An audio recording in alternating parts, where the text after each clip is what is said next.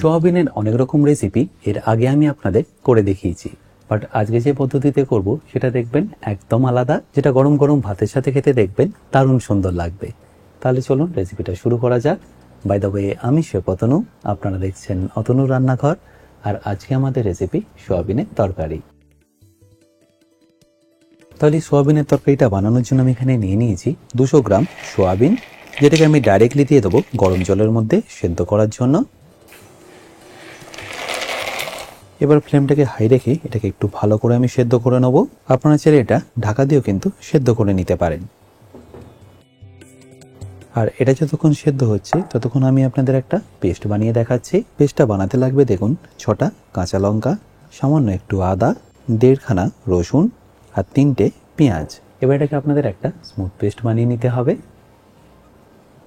আর ততক্ষণ এই বসে দেখুন সোয়াবিনটা একদম পারফেক্টলি সেদ্ধ হয়ে গেছে। খুব বেশিক্ষণ লাগবে না, 2 থেকে 3 মিনিটের মধ্যেই দেখবেন এটা একদম পারফেক্টলি সেদ্ধ হয়ে সফট হয়ে যাবে। ব্যাস, এবার এটাকে আমি ছেঁকে নেবো। আর ছাঁকা হয়ে গেলে রেখে দেবো একটা বোলের মধ্যে।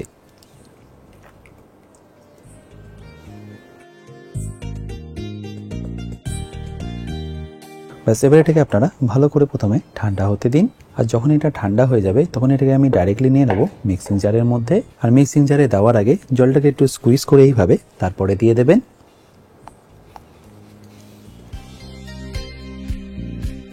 জলটা চেষ্টা করবেন যতটা কমিয়ে নেওয়া যায় ততটাই বেটার।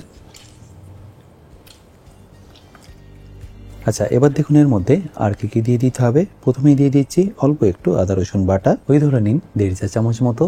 তারপর দিয়ে দেবো বেসন, আমি এখানে 1 কাপ বেসন দিয়ে দিলাম। তার সাথে যাবে পাতলা করে কাটা একটা পেঁয়াজ। তারপর লাগবে ঝালের জন্য কয়েকটা কাঁচা লঙ্কা, ফ্লেভারের জন্য অল্প একটু ধনেপাতা, আর সবশেষে স্বাদ মতো নুন আর অল্প একটু কাশ্মীরি লঙ্কার গুঁড়ো। ব্যাস, এবারই সবকিছুকে কোনো রকম জল না দিয়ে ভালো করে একটু ক্রাশ করে নিন। আর ক্রাশ করার পরে দেখুন এর টেক্সচারটা ঠিক এরকম আসবে। আশা করি টেক্সচারটা দেখে আপনারা নিশ্চয়ই বুঝতে পারছেন আপনাদের এটাকে কিভাবে ক্রাশ করে নিতে হবে। মিক্সিতে করলে দেখবেন খুব ইজিলি এটা হয়ে যাবে। ব্যাস, এবার এর মধ্যে দিয়ে দিন অল্প একটু চালের গুঁড়ো, ওই ধরে নিন 1/2 কাপ মতো। ব্যাস, তারপর এটাকে ভালো করে মেখে নিন। আপনারা এটাকে বাইন্ড করার জন্য বেসনের জায়গায় কর্নফ্লাওয়ারও অ্যাড করতে পারেন, বাট বেসন দিয়ে দিলে দেখবেন এর টেস্টটা দারুণ সুন্দর আসবে। আর ভালো করে এটা মাখা হয়ে গেলে আমি এটাকে একে একে ভালো করে শেপ দিয়ে দেবো। আর এটাকে শেপ কীভাবে দিতে হবে সেটাও দেখে নিন। অল্প এরকম প্রথমে মন্ডর মতো তুলে নিন। প্রথমে এইভাবে ভালো করে প্রেস করে আগে একটা শেপে আনুন। তারপর ছোট পিঠে বা ল্যাংচার মতো আকৃতি দিয়ে দিলেই দেখবেন এটা একদম পারফেক্টলি রেডি। তাহলে নিশ্চয়ই বুঝতে পারছেন এটা বানানো কতটা সিম্পল। এবার এই একই পদ্ধতিতে আমি বাকিগুলো রেডি করে নিচ্ছি।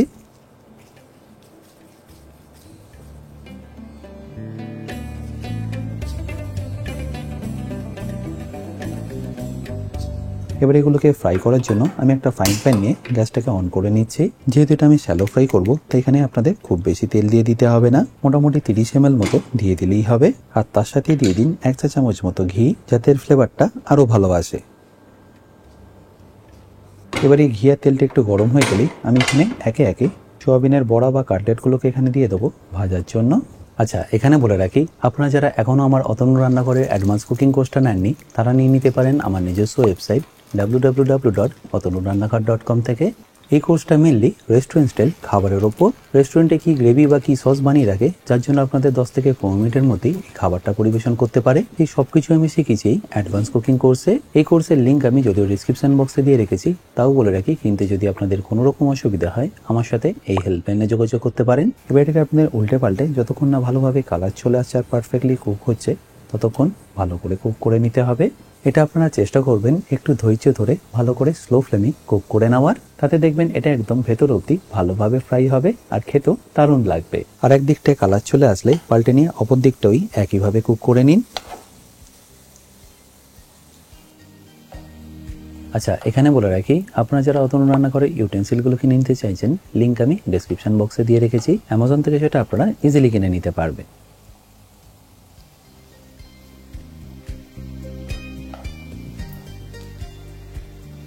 এগুলো ভাজা হয়ে গেলে যখন গ্রেভির মধ্যে দেবেন দেখবেন এটা খেতে একদম মাংসের মতো লাগবে। এই গ্রেভির টেস্টটা কিন্তু অসাধারণ হয়। তো একবার রিকোয়েস্ট করব অবশ্যই এটা বানিয়ে দেখার। আপনারা চাইলে কিন্তু এটাকে এইভাবেও পরিবেশন করতে পারেন অ্যাজ এ স্ন্যাক্স হিসাবে, আর চাইলে গ্রেভিতে দিয়ে তরকারিও বানিয়ে নিতে পারেন। আর এই দুদিকটাই যখনই দেখবেন ভালোভাবে ক্রিস্পি হয়ে গেছে তখন এটাকে তুলে নিন একটা প্লেটের মধ্যে পরে ব্যবহার করার জন্য।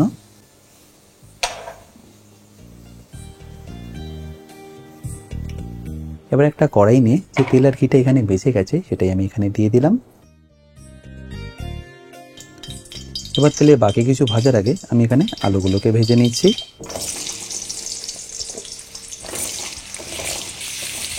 আলুটা ভাজার সময় এখানে আপনাদের অল্প একটু শুধু নুনই ব্যবহার করতে হবে।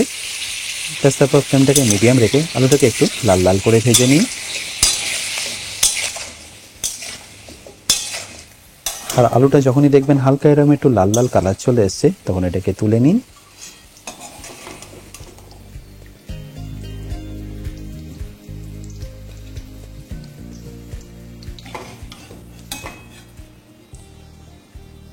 ভাজার পরে যেহেতু তেলটা কমে গেছে তাই এখানে আমি আর একটু তেল অ্যাড করলাম।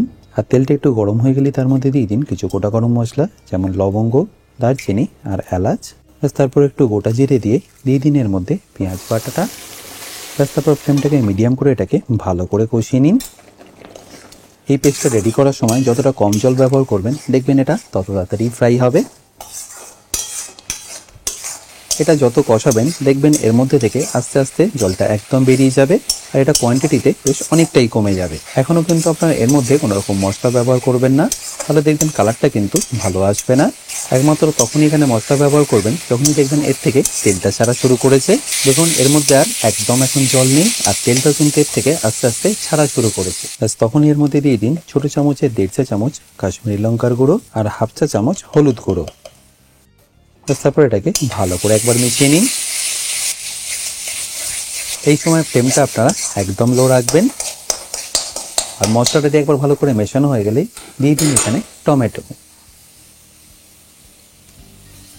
আমি এখানে 4টে টমেটোকে 1/8 করে দিয়ে দিলাম। তারপর স্বাদ মতো নুন দিয়ে এটাকে ভালো করে কষাতে থাকুন যতক্ষণ না টমেটোটা একদম পারফেক্টলি গলে যাচ্ছে।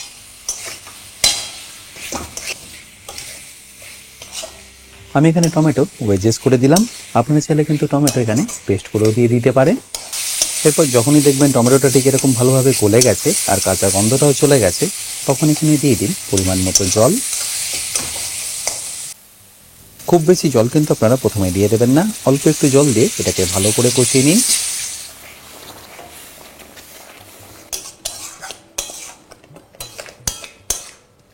এই স্টেজে আমি এটাকে ঢাকা দিয়ে কুক করে নেবো 5 থেকে 7 মিনিটের জন্য।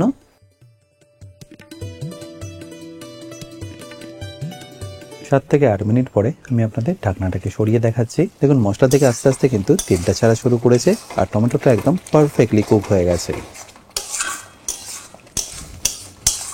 ব্যাস এই স্টেজে আমি এখানে দিয়ে দেবো আলুটা ভাজার সময় কিন্তু মোটামুটি 40% মতো কুক হয়েছিল, বাকিটা আপনাদের গ্রেভিতেই কুক করে নিতে হবে।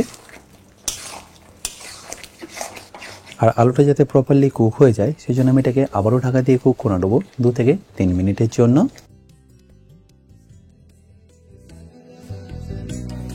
আর এরপর ঢাকনাটাকে তুলে নিয়ে আমি একবার ভালো করে এটাকে মিশিয়ে নেব। আলু কিন্তু এই স্টেজে মোটামুটি 70 to 80% মতো কুক হয়ে গেছে, তাই এখানে আমি বাকি মশলাগুলো অ্যাড করে দিচ্ছি। বাকি মশলার মধ্যে যাবে 1/2 চা চামচ জিরে গুঁড়ো আর 1.5 চা চামচ ধনে গুঁড়ো। তারপর 2 চা চামচ টক দই দিয়ে এটাকে ভালো করে মিশিয়ে নিন। ফ্লেমটা আপনারা এই সময় কিন্তু একদম লো রাখবেন আর দই দিয়ে এটাকে কষিয়ে নেবেন মিনিমাম 2 থেকে 3 মিনিটের জন্য। আচ্ছা এই স্টেজে চাইলে আপনারা অল্প একটু এখানে গোলমরিচ গুঁড়োও কিন্তু দিয়ে দিতে পারেন। তারপর এটাকে আবারও কষাতে থাকুন। আপনারা যদি দইটা স্কিপ করতে চান সেক্ষেত্রে আপনারা টমেটোর পরিমাণটা আর একটু বাড়িয়ে দেবেন। আর দই দিয়ে কষিয়ে নিয়ে যখনই দেখবেন আস্তে আস্তে তেল ছেড়ে দিচ্ছে তখন এখানে আপনারা দিয়ে দিন পরিমাণ মতো জল।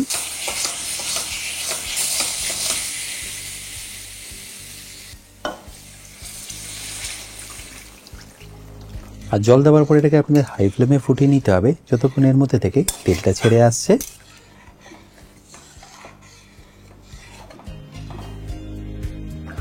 আশা করি নিশ্চয়ই দেখতে পাচ্ছেন এটা ভালো করে ফুটে গিয়ে কত সুন্দরভাবে তেলটা ছেড়ে দিয়েছে আর আলুগুলো কিন্তু এই স্টেজে একদম পারফেক্টলি কুক হয়ে গেছে। ব্যাস এবার আমি এখানে দিয়ে দেবো সোয়াবিনের বড়া বা কাটলেটটা, যেটা আমি আগেই ভেজে রেখেছি। ব্যাস এবার ফ্লেমটাকে লো রেখে হালকা হাতে এটাকে একবার ভালো করে মিশিয়ে নিন আর তারপর গ্রেভির মধ্যেই কুক হতে দিন মিনিমাম 2 থেকে 3 মিনিটের জন্য।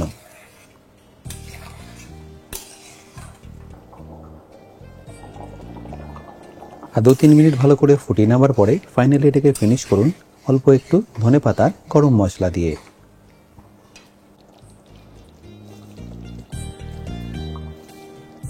আশা করি সিম্পল রেসিপিটা আপনাদের নিশ্চয়ই ভালো লেগেছে। আর যদি ভালো লেগে থাকে অতি অবশ্যই কিন্তু আমাকে কমেন্টে জানাতে ভুলবেন না।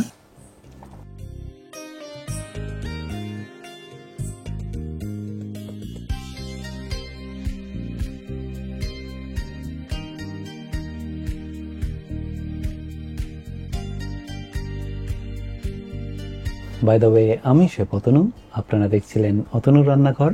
দেখা হচ্ছে আপনাদের সাথে একটা নতুন রেসিপি নিয়ে নেক্সট এপিসোডে। ভালো থাকবেন, সুস্থ থাকবেন।